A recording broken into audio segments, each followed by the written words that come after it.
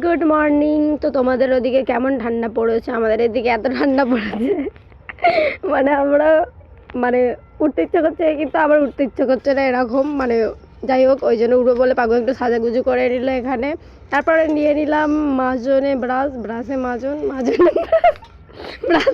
Sorry কী বলছি আমি।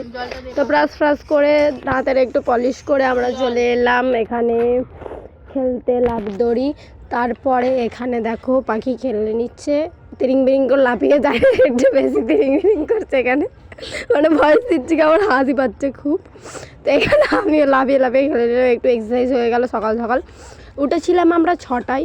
তারপরে এখন দেখো বেরোয়নি রোদ, মানে এখন বাজে হয়তো 11টা মতন, কিন্তু এখনও রোদ বাড়ায়নি, মনে হচ্ছে 6টায় বেজে আছে, এরকম অবস্থা।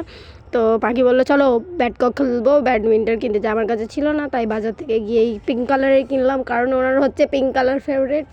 তো এখানে কিনে নিয়ে আমরা চলে এলাম, আর এই দুটো মেয়ে এসেই খেলতে লেগে গেলো আমার ব্যাটটাকে ভাঙার উদ্দেশ্যে। তারপরে একটুখানি করে নিলাম কাজ, বিকজ কাজটা ইম্পর্টেন্ট। গুড নাইট সবাইকে।